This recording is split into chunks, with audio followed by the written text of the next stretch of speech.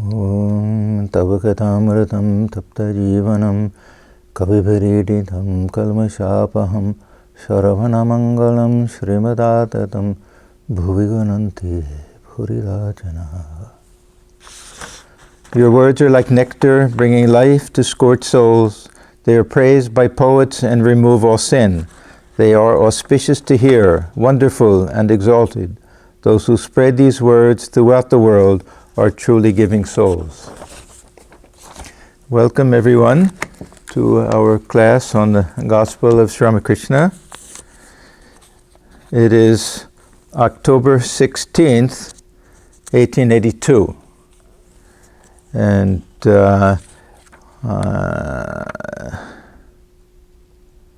they are at the Dakshineswar garden temple where Sri Ramakrishna stays, and it's just at the time of October 16, Durga Puja time. Okay, so we're beginning on page 117 for those who want to follow in the book. It was Monday, a few days before the Durga Puja festival of the Divine Mother.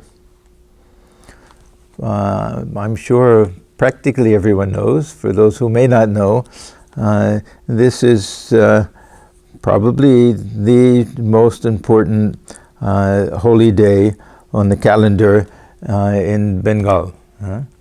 There may be some Vaishnavas who will pick a different day or something, but in general it's a very big function, something like our Christmas here, because it's also a time when people they give gifts and they visit friends and they dress up and do all sorts of things and everything. So it's a big festival. Everyone gets off from work and schools are closed and everything. It lasts for several days. So it was Monday, a few days before the Durga Puja, the festival of the Divine Mother. Sri Ramakrishna was in a very happy state of mind, for Narendra was with him, our future Swami Vivekananda. Narendra had brought 2 or 3 young members of the Brahmos to the temple garden. Besides these, Rakal, Ramlal, Hazra, and M were with the master. Rakal was also a member of the Brahmo Samaj. Rakal came, Swami Brahmananda. Rakal came to Sri Ramakrishna earlier than Narendra, Swami Vivekananda. He came first. They were friends from the Brahmo Samaj. They were also schoolboy friends. Sorry, because no, it won't help. Because they went to the same gymnasium. I don't think they were in the same school necessarily, but and their birthdays were just a couple of weeks apart. They were the same age and everything. So they were friends from the Brahmo Samaj also. Ramlal was Sri Ramakrishna's nephew. He was the son of Thakur's second brother. His eldest brother was Ram Kumar, then the second brother was Rameshwar, and Ramlal and Lakshmi Didi also, who was a very close companion for Holy Mother later.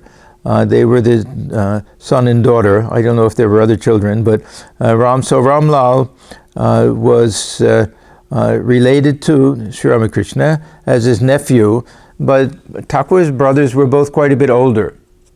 So it's a very funny situation. Even Hriday was Thakur's nephew, but they were the same age. And Ramlal, I don't know, probably not much younger also. And then will it... Ramlal's younger brother was Shibu. Ramlal's younger brother was Shibu. Okay, so he was much younger. He came later. He's the one, yeah. Yeah, okay. And Hazra, Pratap Chandra Hazra, all of the priests and many of the workers in the Kali temple were either related to Sri Ramakrishna or came from the nearby village, some from Sihor. So there's Hazra, he was not related to Sri Ramakrishna, but they all knew each other. There were some connections. They were all the scattered Brahmin families from the nearby villages and things. He plays an interesting role. I may have mentioned about him last time, but Hazra used to criticize Ramakrishna. He was a little orthodox and he thought of himself as a great jnani, and he would criticize the young boys for not doing enough japa. He always did japa and everything. He had a little bit of renunciation when he was young. I made some, let me see if I can say anything about Hazra.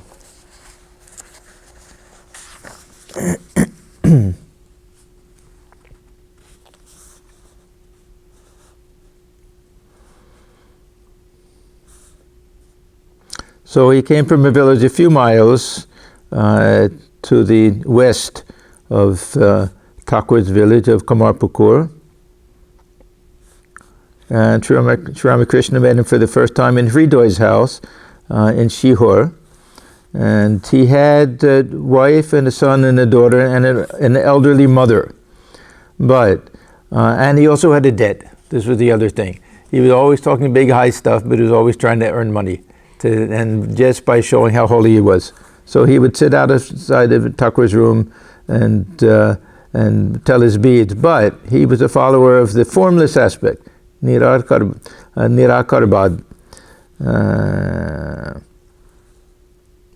And then he was a great friend of Narendra. Yeah, or Narendra, Swamiji, he made friends with all the people that no one else could could spend time with. He had that knack somehow.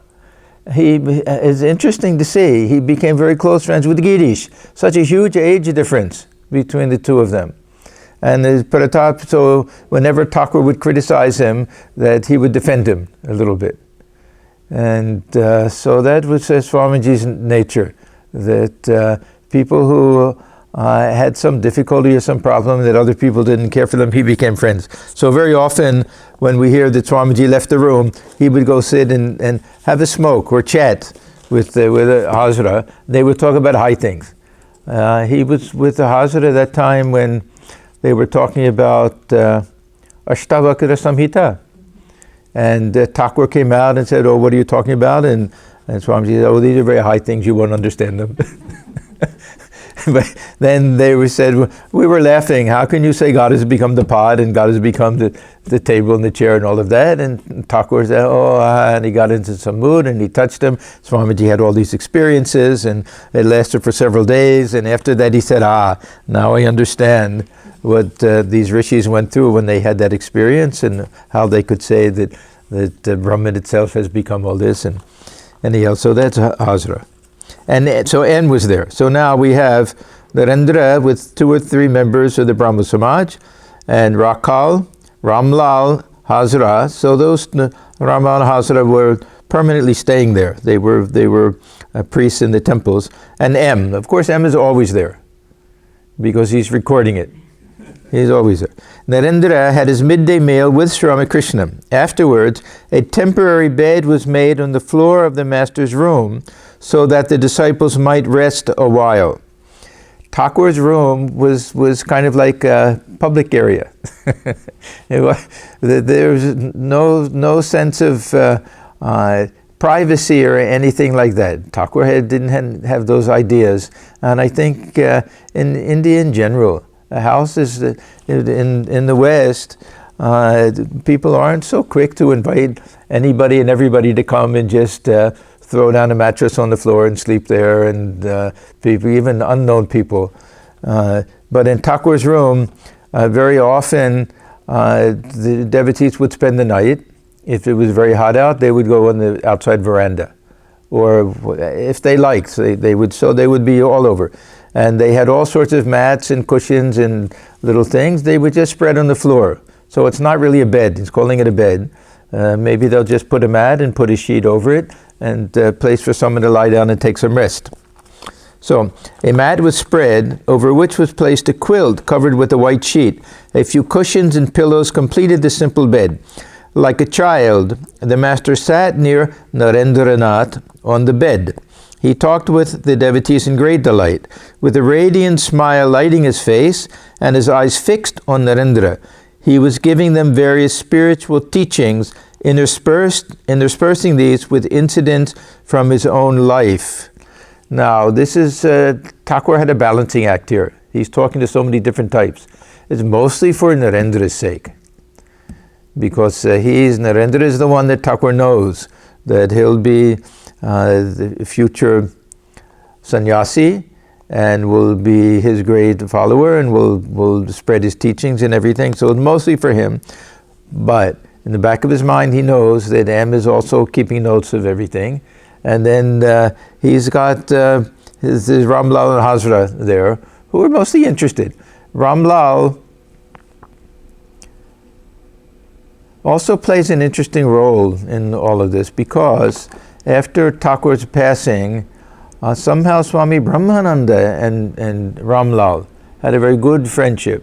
And Ramlal was friendly with all of the disciples, and he could sing. And so they would invite him for things, and sometimes he would sing some songs and things. But none of them really appreciated Ramakrishna. They were relatives and nearby villagers and everything. So they say a prophet is never honored in his own land. So it was something like that.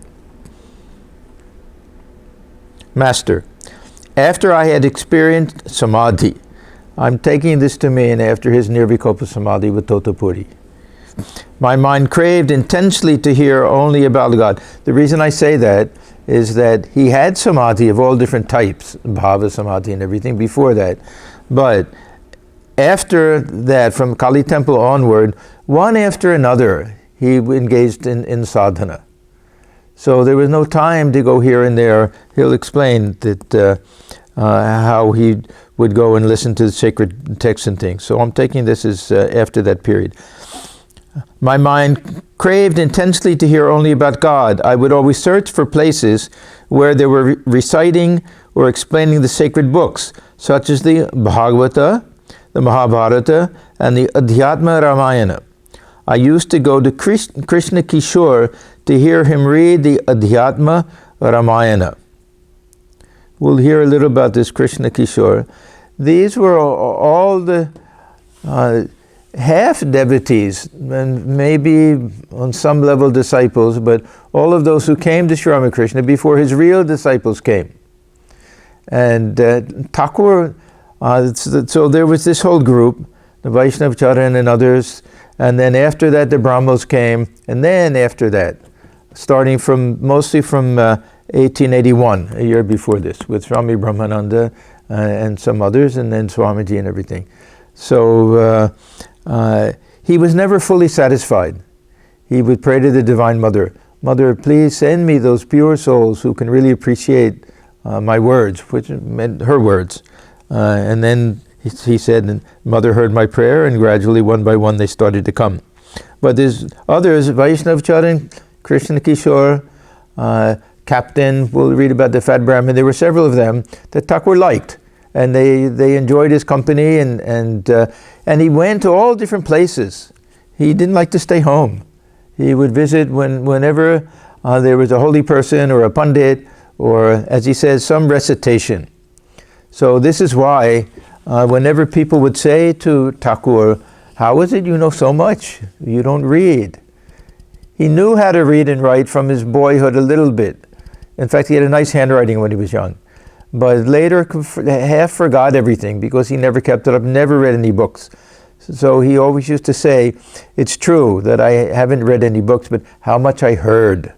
And this goes back to when he was really a young boy in Kamarpukur. There was one wealthy family in the village, the Laha family. And they were very generous people. They had set up a kind of guest house and feeding place for any wandering sadhus, because somehow from the north, this was kind of a main path, or some of them took this path on their way to Puri. So many sadhus would go. Many went to Puri every year for the chariot festival or other times. So as a young boy, he was Thakur was attracted very much to these sadhus. So he would go and listen very intently, because when they would get together, they would discuss all these high spiritual things and have readings and things like that. So from that age it started, and then in Dakshineswar, wherever he was, he loved to listen to these recitations. In India at that time, because there was no other form of entertainment, either you had these jatras, where they put in these plays, these kind of country plays, or you would have these people who were great masters of reading from scripture, interspersing it with some commentary and adding songs to it. Huh? Yeah. So Thakur used to love to, that was how he would enjoy himself, pass his time with this type of spiritual company. Now he'll talk about this Krishna Kishore. What tremendous faith Krishna Kishore had. Once while at Vrindavan, he felt thirsty and went to a well. Near it, he saw a man standing. On being asked to draw a little water for him, the man said, "I belong to a low caste, sir. You are a Brahmin. How can I draw water for you?" Now, those of us who grew up in this country with no idea of how rigid the caste system was in those days, can't really appreciate what this story really means. Because whether one had any special animosity or deep prejudice, or whether they thought, oh, this is a dirty person, this and that, there was just such a strong taboo, cultural, so anything like this, that would be almost impossible. And if people in their community found out about it, they could be excommunicated.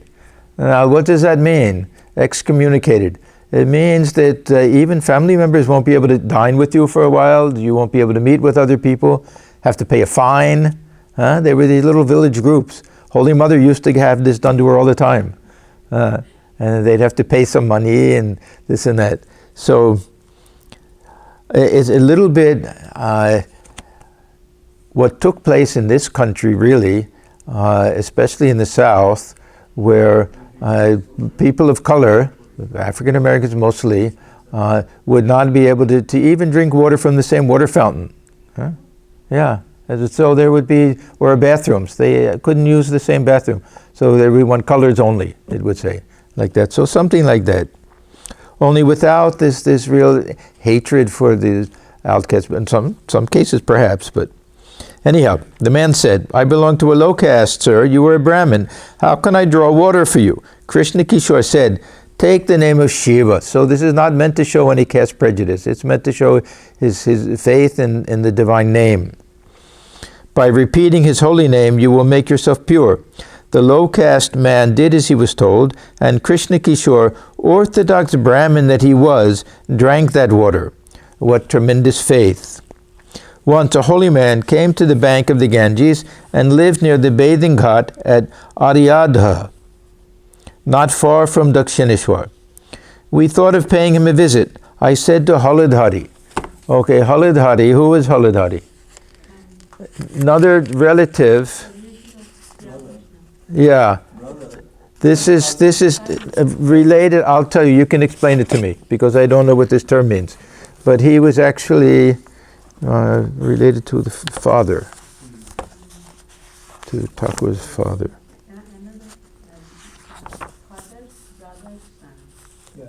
Okay, I'll tell you. Oh, where is it? Haladhari is Parashurama? No, this is the Haladhari who stayed at the Dakshineswar. Oh, what is the meaning of it? Yeah, one who has the plow. Yeah. Okay. So this was Thakur's Kulo Tat Bhrata. What does that mean? Uncle. It was his uncle. Hmm? Younger than his father, and it's called Kulota. So his father's younger brother, something like that. But they call him a cousin. Yeah. His cousin. Cousin, but he's really an uncle. No. Uncle's son. Uncle's son. Okay. So, so he's another cousin. He's another cousin. So we have we have Haladhari and Ramlal there, both relatives. Then we have Hajra, who's just from the village, and Hridoy, who's also a nephew, but of the same age. Yeah. Okay. So, let's not lose our train of thought. I said to Haladhari, Krishna Kishore and I are going to see a holy man. Will you come with us? Haladhari replied, what is the use of seeing a mere human body, which is no better than a cage of clay?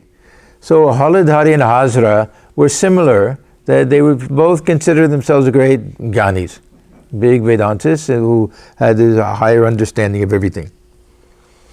Haladhari was a student of the Gita and Vedanta philosophy, and therefore referred to the holy man as a mere cage of clay. I repeated this to Krishna Kishore. With great anger, he said, how impudent of Haladhari to make such a remark. How can he ridicule as a cage of clay the body of a man who constantly thinks of God, who meditates on Rama, and has renounced all for the sake of the Lord? Doesn't he know that such a man is the embodiment of spirit? He was so upset by Haladhari's remarks that he would turn his face away from him whenever he met him in the temple garden and stop speaking to him.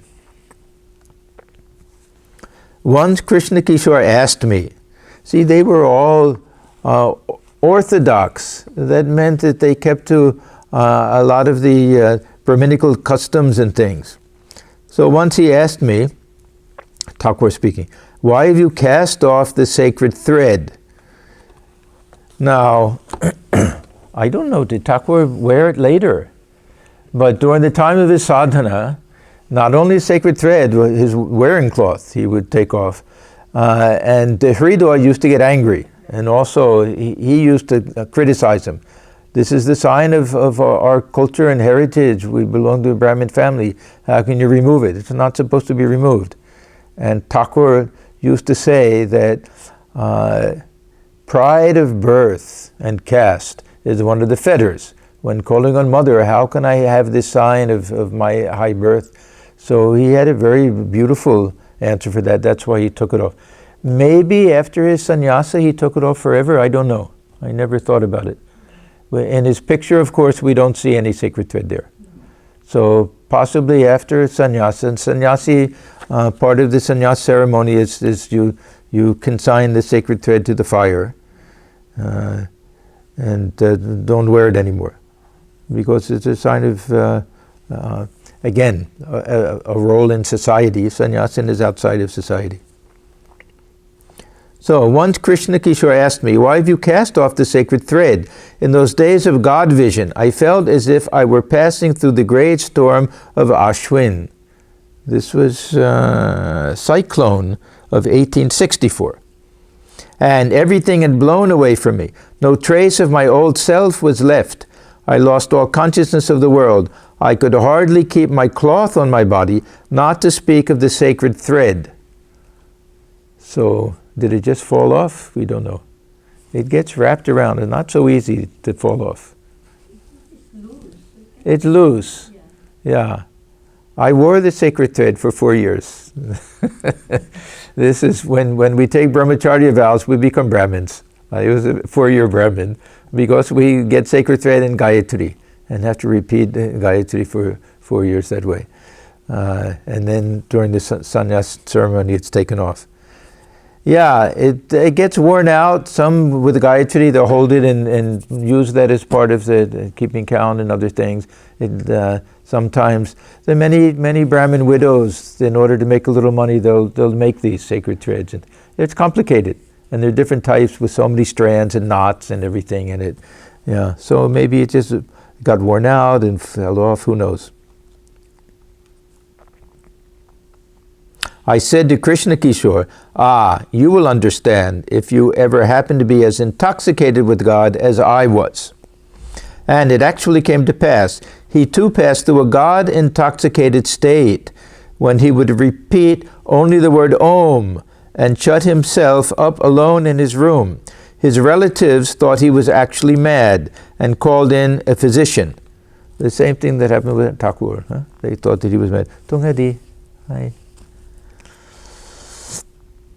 Ram Kaviraj of Natagod came to see him. Krishna Kishore said to the physician, "Cure me, sir, of my malady, if you please, but not of my Om." All laugh. One day I went to see him and found him in a pensive mood. When I asked him about it, he said, "The tax collector was here.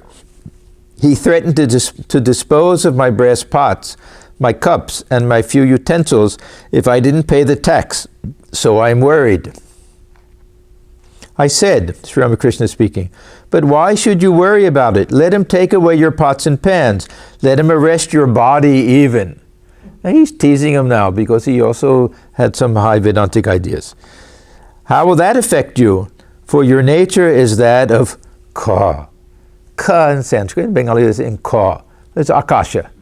Akasha, ka. It means space. That means that he was saying, just like space has nothing within it. It's perfectly pure and clean and clear. Nothing it can get attached to it. That this is an example of Brahman. That so your nature is that of the pure, infinite, absolute space, reality. So for your nature is that of ka. Narendra and the others laugh. He used to say to me that he was the spirit, all pervading as the sky. Akasha, sky or space. He had got that idea from the Adhyatma Ramayana. This Adhyatma Ramayana was a much later text than the Ramayana. It takes the Ramayana story and puts everything in very high spiritual language and very strictly Advaitic type of text. Thakur was very fond of it, but he didn't recommend it much for the householders. This was one of the few times when M didn't listen to him. Because at the end, we'll see M is having a conversation with Narendra, and they're talking about different stories and portions from this Adhyatma Ramayana. And M seemed to be very aware of it. M liked it. M liked these things. Thakur didn't forbid it, but he didn't encourage it so much. Therefore, I said to him that day with a smile, "You are caught. Taxes cannot move you." In that state of God-intoxication, I used to speak out my mind to all. Yeah, Thakur was very strange in those days to people. He tells how he would just show up sometimes with these other sadhus and would just start eating and wouldn't look at them and wouldn't wait for Brahmarpanam or anything like that. And everyone thought, who is this person? I used to speak out my mind to all. I was no respecter of persons. Even to men of position, I was not afraid to speak the truth. One day, Jatindra came to the garden of Jadumalik. Now there's a footnote, a titled aristocrat of Calcutta, but I think this is one of the Tagore family. So all of them are Jatindranath, Rabindranath, Abhinandananda, so all these, they all had shared that same type of Sarindranath, all of them. So you can recognize them that way. So Thakur met many of the family members. Of course, he went to Debendranath's house with Mathur Babu. That'll come later. A very embarrassing situation. Not so embarrassing, but anyhow, he went other places with Mathur. So, came to the garden of Jadu Malik. Now, Jadu Malik is another important figure. Jadu Malik, I don't know if the house is there or if anybody visits, but it was just outside of the southern gate of the Dakshineswar temple garden. I never asked about it. I don't know why. Because it's a very important place. Thakur went many, many times.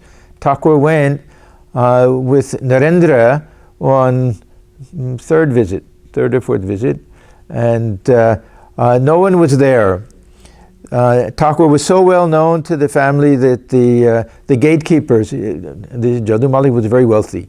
He had a lot of gatekeepers and servants, that they would let Thakur come and go whenever he wanted to. So he went there. It was a very important occasion because this was when Narendra said, "I am not going to let this old man touch me again and give me some funny experience." And he said no sooner had he thought that than Sri Ramakrishna leaned and touched him and he lost all consciousness. And this was the time when Thakur asked Narendra all of the questions about past lives, future births, what his mission was, how long he would live, all these different questions. And Narendra, in that really unconscious state, somehow he could answer. And Thakur said afterwards that I saw that all of his answers tallied with all of my earlier visions and understanding of who he was. This is one of the reasons why Thakur was so convinced that Narendra was the one who had a special role to play. Not just Ishvara Koti, but really his most important companion. This was also where Thakur had his vision of Christ, in Jadu Malik's house? Yeah. Jadu Malik had a painting of Mother Mary holding the young Christ, baby Jesus in her arms. And this was a period when Thakur was interested in Christianity. They used to read to him from the Bible, and he went there and he had the vision light coming out. And so it's a very important place for many reasons, Jadu Malik. So this was at one time when Thakur was visiting Jadu Malik, and Jatindra, who all these wealthy people knew each other. There was a high society in Calcutta. So he had come to visit also. So I was there too. I asked him, what is the duty of man? Isn't it our duty to think of God? Thakur was always testing people. He wanted to see what level of spirituality they had. Jatindra replied, we are worldly people. How is it possible for us to achieve liberation? Even King Yudhishthira had to have a vision of hell. This made me very angry. I said to him, see, we think divine incarnation, Sri Ramakrishna, he can't get angry. It's not true. There's sometimes, not angry, but birokto hoy, they would say. Between angry and annoyed. Somewhere between angry and annoyed. Not really, he wouldn't lose his temper exactly, but he would be disgusted by a certain type of answer. So something like that. What sort of man are you? Of all the incidents in Yudhishthira's life, you remember only his seeing hell. You don't remember his truthfulness, his forbearance, his patience, his discrimination, his dispassion, his devotion to God. I was about to say many more things when Hridoy stopped my mouth. Hridoy was constantly with him. Thakur didn't go anywhere without him, because in those days he could go into samadhi, he could fall, anything could happen. He needed a constant companion. Most of his life, actually, he did after coming to Dakshineswar. I was about to say many more things when Hridoy stopped my mouth. After a little while, Jatindra left the place, saying he had some other business to attend to. We'll find that on different occasions. There's another time later when this Pratap Majumdar, Brahmos Samaj member, is there, and Thakur starts talking about how people have their attachments to worldly life. They're constantly praising their family members, this and that. And then this Pratap says, oh, excuse me, sir, it's time for me to go. So they didn't want to be rude, and they wouldn't argue with him, but they would just leave. Now remember, Thakur is telling all of this to Narendra and to M and the others, so he has a reason. He could be talking about anything. Reason for telling all of these things. Many days later, I went with Captain to see Raja Shorindra Tagore. So this is another member of the Tagore family. And Raja, there's a footnote, this was a title conferred on him. He wasn't really a king. Conferred on him by the government of India. The word Raja really means ruler of a kingdom. As soon as I met him, I said, I can't address you as Raja or by any such title, for I should be telling a lie. He talked to me a few minutes, but even so, our conversation was interrupted by the frequent visits of Europeans and others. Probably British, when he says European. A man of Rajasic temperament. Yeah, they were wealthy people. It's very hard to be a wealthy person and not want to have a nice house and nice furniture and nice clothes and all of these things. So they were all like that. A man of Rajasic temperament, Shodindra was naturally busy with many things. Jatindra, so now we're finding, is his eldest brother. So he's the eldest brother. These are all brothers of Rabindranath. Yeah. And one, of course, was a great artist. Huh? Who? Abhinandananath. Yeah. They were all talented people. Well, Rabindranath, of course, talented Nobel laureate poet. And there was a whole school of painting that was founded by the other brother. Yeah, Abhinandananath, 2 words. So Jatindra, his eldest brother, had been told of my coming, but he sent word that he had a pain in his throat and couldn't go out. So he made some excuse. Thakur knew it.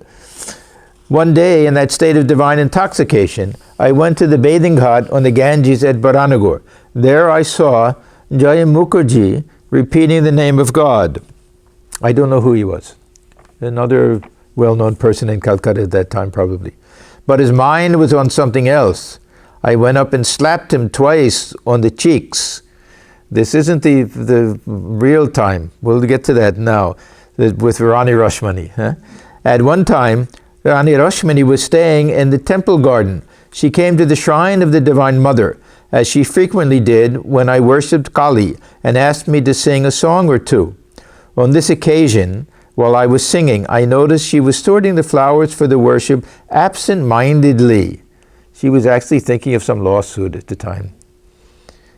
Thakur could see what was in a person's mind. At once I slapped her on the cheeks. She became quite embarrassed and sat there with folded hands. This was not that she became embarrassed, but everyone knew about it, because you're right in the middle of the big temple compound with other priests there and people there and everything. And all of the other priests, now there were many priests who we haven't mentioned their names. It won't be Thakur's relatives or those known. There were others there. I don't know how many, because there were so many temples, and they had assistant priests and helpers and those who would dress and take clothes and all sorts of different things, fix the food and arrangement. None of them liked Sri Ramakrishna. And they were all jealous of him because they thought that he had Mathur Babu in the palm of his hand. He could get him to do whatever he wanted. And they also wanted to have a wealthy man in the palm of their hand. So they looked for any excuse to get him in trouble. So they reported these things. They reported it. It had to go to Rani Rashmani and to Mathur Babu and everything, that that you're a young priest, this Choto Bhattacharya, this young priest, he slapped the Rani. She, of course, was the very wealthy, very important, very highly regarded and respected. She was the founder of the whole temple. She ran the whole show. She did it through Mathur. Mathur was his son-in-law, but they thought, now we have him. That as soon as Mathur Babu hears that his highly regarded, respected mother-in-law was slapped by the young priest, that he'll be asked to leave, like that. But Mathur said, and the Rani also, she understood he was right. So no matter what happened, one time Thakur took the food meant for the offering, gave it to a cat. So they reported it. All of these they would report it. And he would always say, let the Choto Bhattacharya, let the young monk do whatever he wants. Don't say a word. We know who he is, who his nature, and his real devotion and everything. So he saved on many occasions. Otherwise, slapping somebody like Rani Rash, if any other priest had done it, they would have cut off his head. He would have had it. Alarmed at the state of mind myself, I said to my cousin, Holadhari, just see my nature. How can I get rid of it? After praying to the Divine Mother for some time with great yearning, I was able to shake off this habit. Thakur mentions another time this truthfulness, that he felt it became kind of a mania, an obsession with him. And he also prayed, made it become a little bit less. So he would say it towards the end of his life, and now it's not so much. It used to be the smallest little thing. If he said he had to answer the call of nature and then didn't feel like it anymore, he would go there anyhow and then come back. So he said, now it's lessened a little bit. So he himself recognized that it's not good to be too fanatical with these things. When one gets into such a state of mind, one doesn't enjoy any conversation but that about God. I used to weep when I heard people talk about worldly matters. When I accompanied Mathur Babu on a pilgrimage, this was a very long pilgrimage, that there was something like 100 people who were there. They had to get several cars attached to a train, to an engine that could be uncoupled whenever they wanted, and they would all get up because so many servants were there and cooks and everything, and members of the family, Thakur of course, and they visited many holy places. The main thing was the Benares, but this was also when Thakur, he saw that there was a famine. It was, I think, with the Chantals, somewhere in Baidyanath, near Deoghar. And Thakur sat down with them and said, these people are starving, they have nothing to eat, they can barely clothe themselves. He said, Mathur, you have to at least feed them, give them a good meal, give them some cloth, do something for these poor people. And Mathur said, we have a long way to go, we have so many people to look after, so many expenses. Thakur said, good, then go without me. So then Mathur said, oh no. Then he made all the arrangements for that.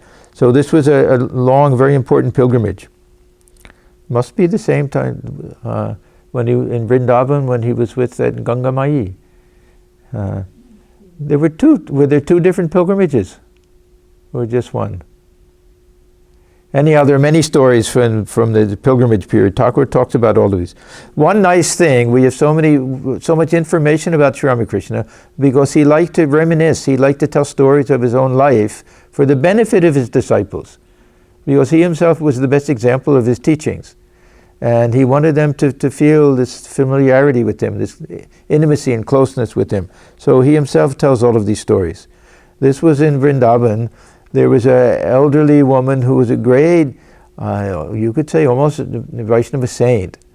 And she looked upon Sri Ramakrishna as Gopala, and they had this relationship, and Thakur said that they would stay together in the same room. She would look after him, he would look after her, they would call on God, and everything was arranged. He was really willing to do it. And then, I don't know, Hridoy said, but remember your old mother is back there at Dakshineswar. And immediately he said yes, and gave up that idea. Anyhow, so this was on that this pilgrimage. He said, when I accompanied Mathur Babu on a pilgrimage, we spent a few days in Benares at Raja Babu's house. I don't know who this is. He had all these business connections. They are all wealthy people. One day I was seated in the drawing room with Mathur Babu, Raja Babu, and others. Now, what will they talk about?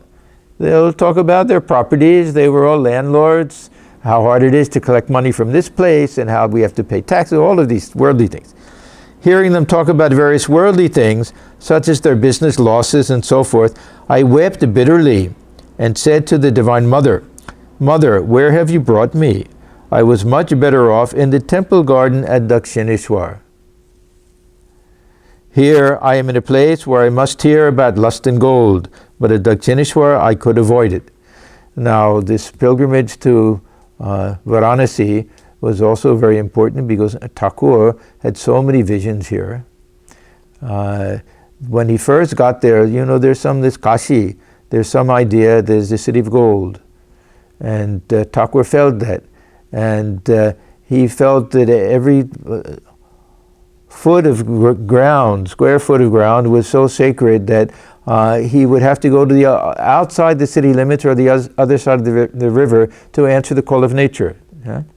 So he would see things so tangibly that way. And then, of course, he had that tremendous vision at the Manikarnika burning ghat. The belief is that anyone who dies in Varanasi will attain liberation.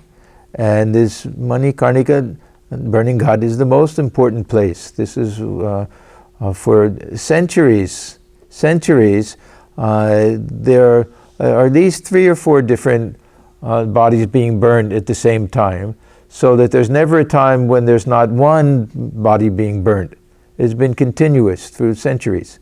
So Thakur said that he had a vision when he was there about how this liberation took place. And he saw that the Divine Mother herself would unlock the chains, and Shiva himself would whisper the mantra. I don't know if it was Mrityunjaya mantra or anything, but some salvation mantra into the ear of the dead person, and that's how they would get liberation. Hmm? Well, what is that? That means he will be liberated. Do you know what that mantra is? Ram. Oh, just the name. Oh, Rama. the name of Rama. Yes. Oh, where is that written? Is that written? I will read it. Oh, okay. I don't think it's in the Great Master. Is it? No. Anyhow, things that aren't in the Great Master are not always reliable. Anyhow, okay, yeah, let me see that. That'll be interesting. The Master asked the devotees, especially Narendra, to rest a while, and he himself lay down on the smaller couch. Smaller couch, it's not a couch. This is the cot. This is there were two wooden beds in Thakur's room.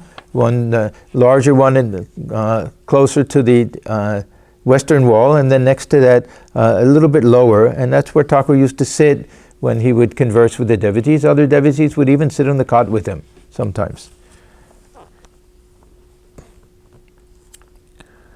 Late in the afternoon, Narendra sang Rakal Latu. Okay, now we're reading Latu for the first time.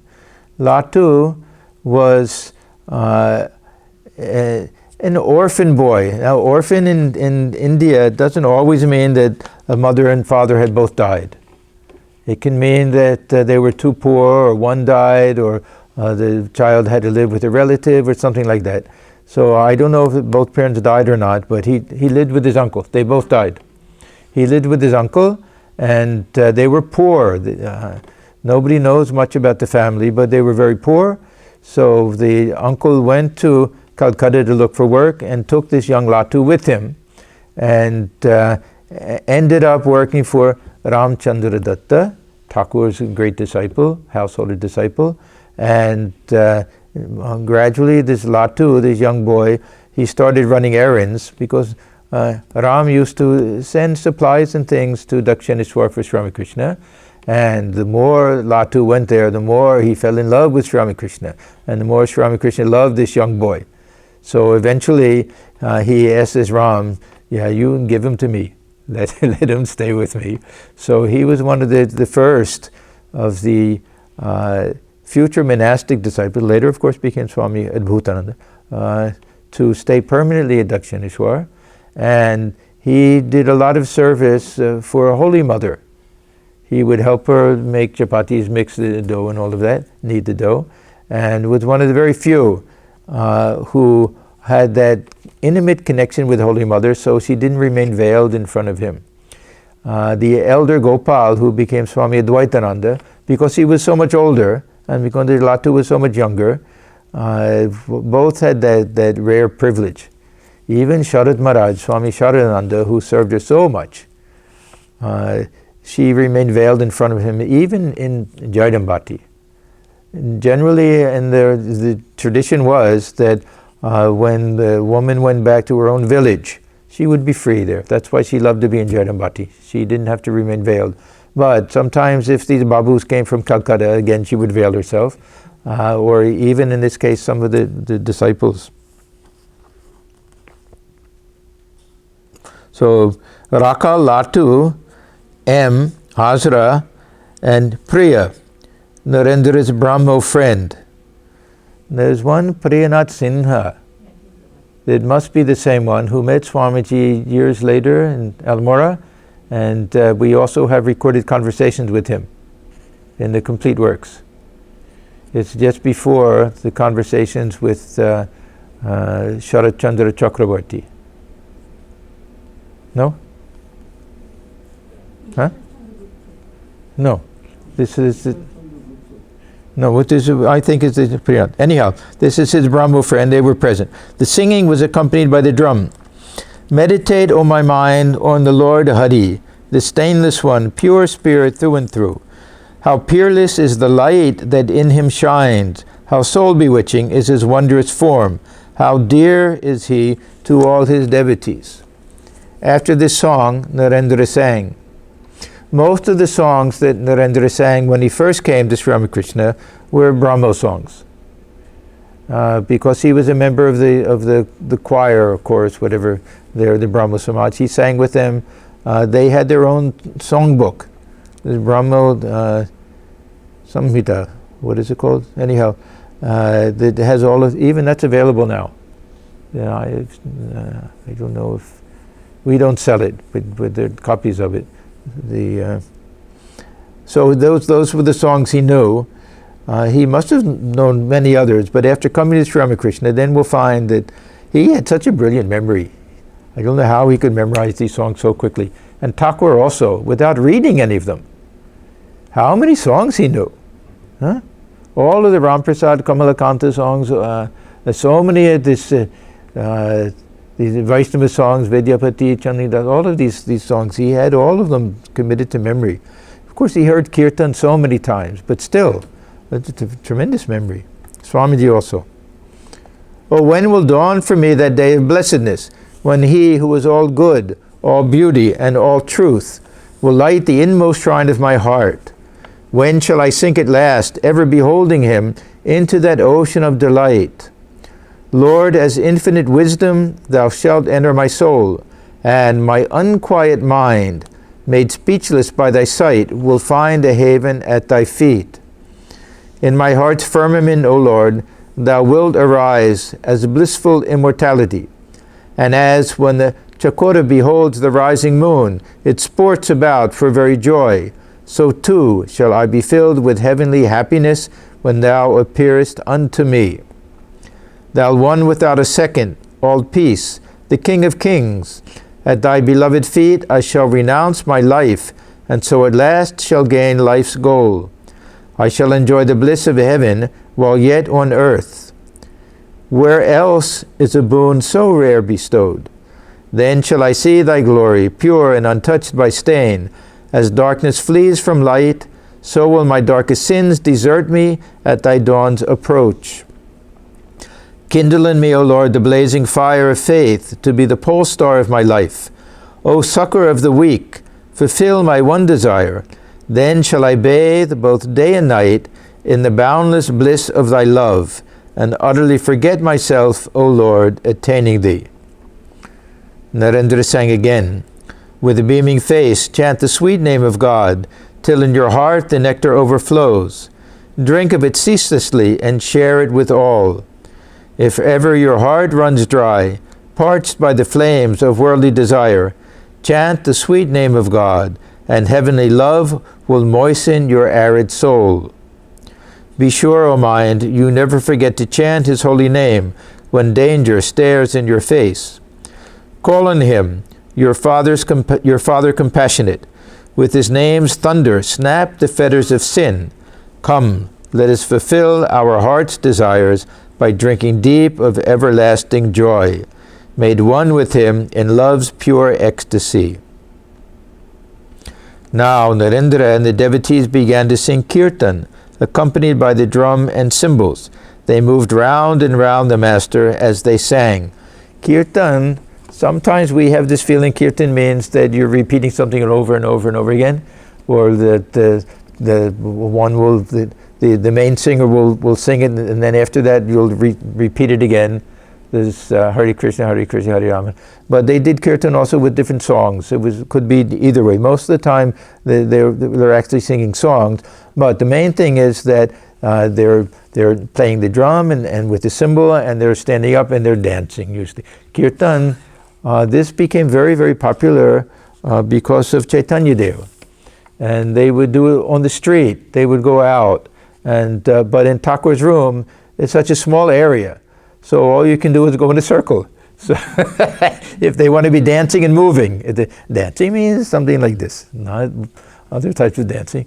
So very often, Thakur would be in the middle, and he would be dancing like that, and the others would be dancing around him. This is the most common scene that we have with this type of kirtan. And many of the songs will be from this Chaitanya tradition. Not always, but very, very often. Or stories of Radha and Krishna and everything, and very ecstatic types of things, highly devotional type of kirtan. So now Narendra and the devotees began to sing kirtan, accompanied by the drum and cymbals. They moved round and round the master as they sang. Immerse yourself forevermore, O mind, in him who is pure knowledge and pure bliss.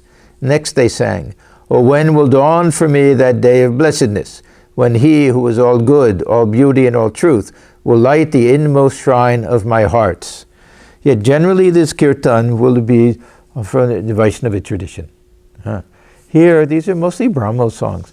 And during this period, this Trailokyanath Sanyal, he was the main songwriter. But very quickly to be taken over by that Rabindranath. So we have one or two songs here that Tagore, as we know him, wrote.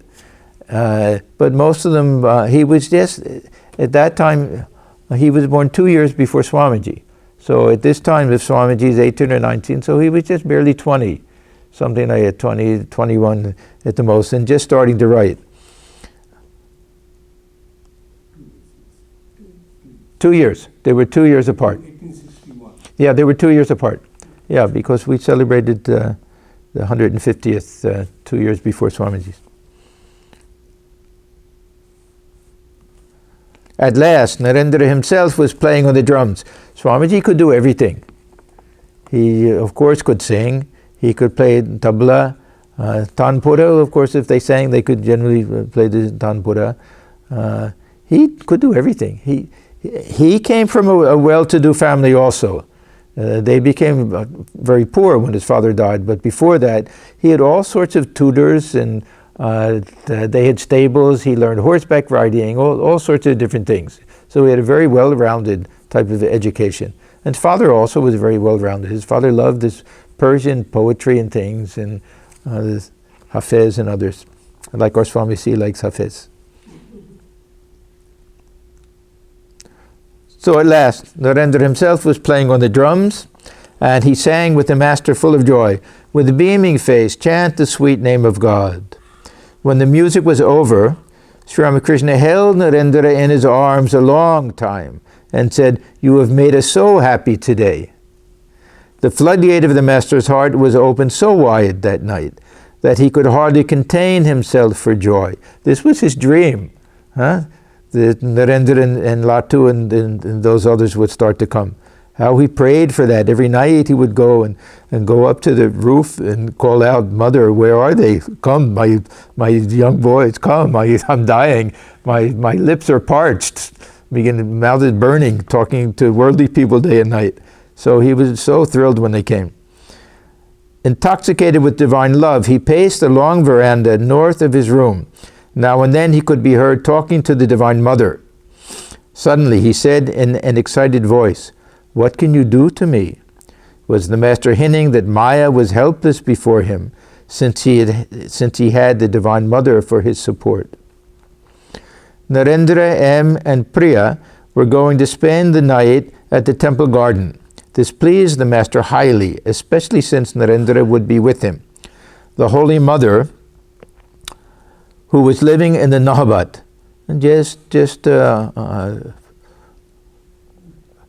few dozen feet or yards, something north of Thakur's room, where Thakur's mother used to live also, had prepared the supper. Surendra bore the greater part of the master's expenses. The meal was ready and the plates were set out on the southeast veranda of the master's room. We'll stop here and I'll say a little bit about Surendra next week, because he also, these are all Leela Sahacharas. These are all playmates in this divine play. They all had special roles to play. The Surendra plays a very, very important role. The Bharanagar Mutt, they used to say, blessed Surendra, because he is the one who gave the money for it. And yeah, we'll talk about him a little bit more afterwards. So we'll stop here. We're in the middle of page 121. And we will close with the chant. Om Niranjanam Nityamanandarupam Bhaktanuham Bhaturavikraham Ishavataram Paranishamidyam Tam Ramakrishnam Shirasa Namamaha. We bow our heads before Sri Ramakrishna, who was stainless, of infinite nature, whose heart melts in sympathy for his devotees, who is an embodiment of the divine and the Supreme Lord, and ever worthy of our worship. Om Shanti Shanti Shanti. Peace, peace, peace be unto all. Thank you everyone, and please stay well, and we will see you next week.